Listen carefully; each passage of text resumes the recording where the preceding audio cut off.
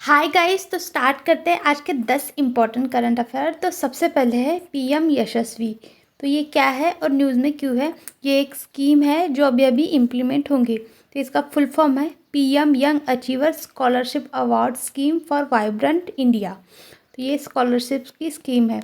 इसके लिए OBC, EBC और डी नोटिफाइड ट्राइब के लिए, जो कि क्वालिटी एजुकेशन एक्सेस करेंगे। ये कौन से मिनिस्ट्री के अंडर आती है? तो ये आती है ministry of social justice and empowerment. और इसकी एलिजिबिलिटी क्या है?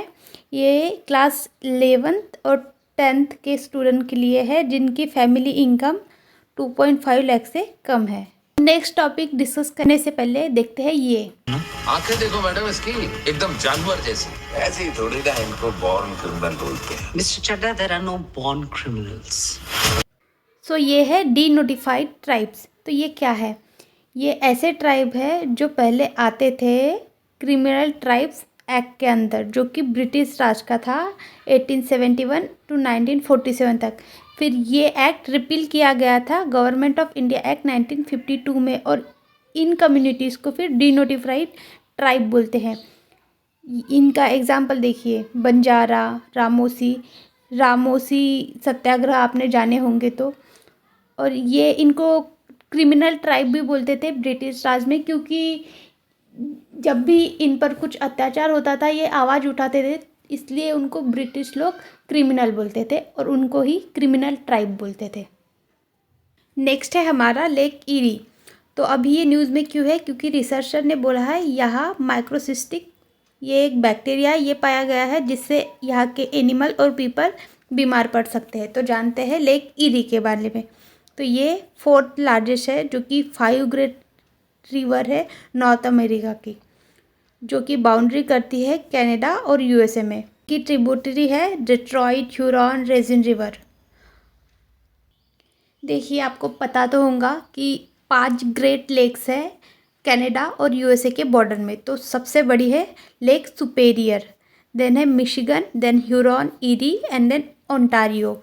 तो ये एक लार्जेस्ट फ्रेश वाटर सिस्टम है। इनको याद करने के लिए आप कोड वर्ड कर सकते हैं होम्स, सिर्फ रिमेंबर करने के लिए। लेकिन आपको एरिया वाइज करना है तो SMHEO ऐसे याद कर सकते हैं। तो एक ओनली ऐसी लेक है लेक मिशिगन, जो कि कम्प्लीटली यूएसए में आती है और बाकी अलग अलग करती है कनाडा और यूएसए को। तो ये एक है सुपेरियर, ह्यूरॉन, ईरी और ओंटारियो। और ईरी अभी न्यूज़ में है और मिशिगन कम्प्लीटली यूएसए में आती है। तो जानते हैं ये माइक्रोसिस्टिन क्या होता है? ये एक साइनोबैक्टीरिया है। साइनो, जहाँ भी साइनो आया इसका मतलब होता है ब्लू। ये देखिए, इसलिए वाटर भी ब्लूइश हो गया। और ये एक कैंसर जो कॉजिंग एजेंट है, कार्सिनोजेनिक एजेंट है। नेक्स्ट है हमारा उड़ान, यानी इसका फुल फॉर्म है उड़े देश का आम नागरिक। ये स्कीम, तो ये न्यूज़ में क्यों है? क्योंकि इस स्कीम को एक्सटेंड करने का सोच रहे हैं नेक्स्ट 10 साल के लिए। तो ये लॉन्च कब हुई थी? ये हुई थी अक्टूबर 21, 2016 में, 10 साल के लिए। तो अभी इसे और 10 साल बढ़ा रहे हैं। इसका ऑब्जेक्टिव वही टायर 2 टायर 3 सिटीज़ में एयर ट्रैवल मोर इफ़िशिएंट करना और एयर कनेक्टिविटी और ज़्यादा अच्छे से करना। सो ये कौन से मिनिस्ट्री के अंदर आती है? Ministry of civil aviation. और इसकी फंडिंग कैसे होती है? फंडिंग होती है वाया वायबिलिटी गैप फंडिंग।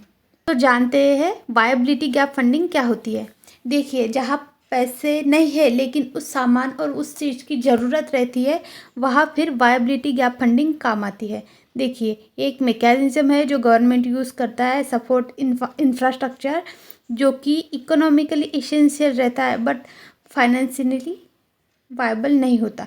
जैसे हमारी उड़ान स्कीम, देखिए वहाँ ज़रूरत तो थी टायर 2 टायर 3 सिटीज़ में एयर ट्रैवल की, लेकिन पैसों के कारण वो हो नहीं सकती थी, इसलिए गवर्नमेंट ने इस फंडिंग के जरिए वो स्कीम चालू की है। नेक्स्ट है हमारा पोंग डैम रिवर और डैम। ये न्यूज़ में क्यों है?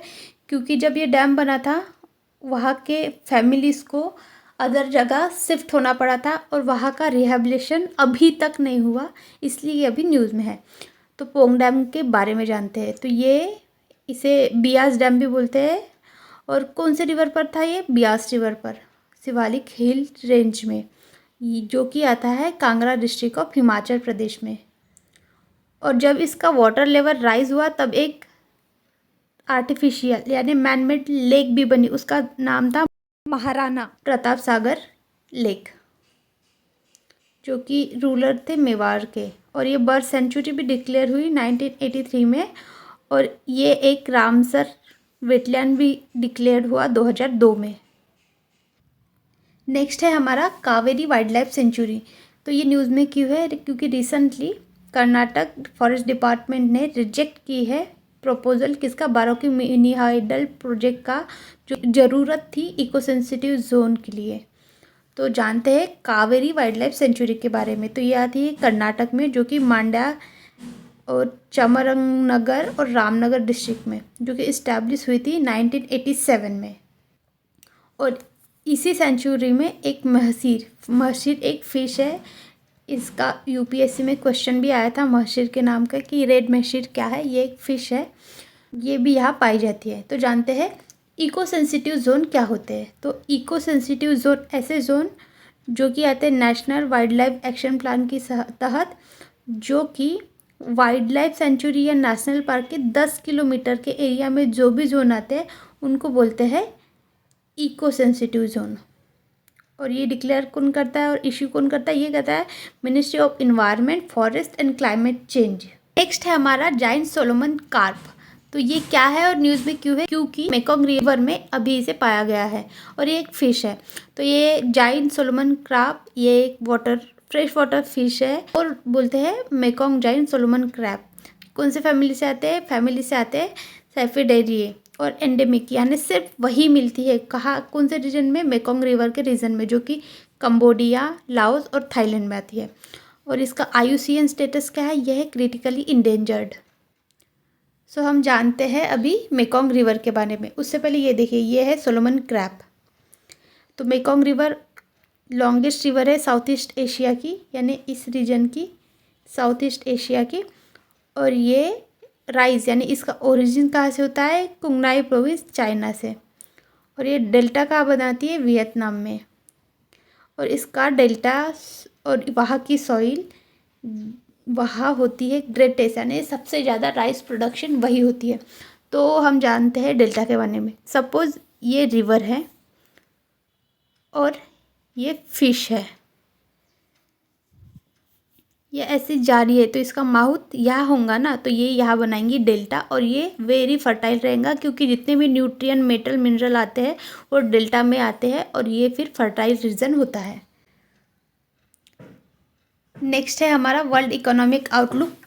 ये रिपोर्ट अभी रिसेंटली पब्लिश किया गया है, किसके द्वारा? इंटरनेशनल मॉनेटरी फंड के द्वारा, और जिसने ग्लोबल ग्रोथ स्टेबल रहने के लिए एक्सपेक्ट किया है। नेक्स्ट है हमारा GDP। GDP का मतलब होता है ग्रॉस डोमेस्टिक प्रोडक्ट, यानी इंडिया में जितने भी गुड्स एंड सर्विस प्रोड्यूस हुए हैं विद इन ईयर में, विद इन एक स्पेसिफिक टाइम, यानी सपोज एक साल के अंतर में, तो उससे बोलते हैं हम GDP। All finish goods and service produce with in the countries border with in a specific time period. Next है हमारा बायो अकॉस्टिक।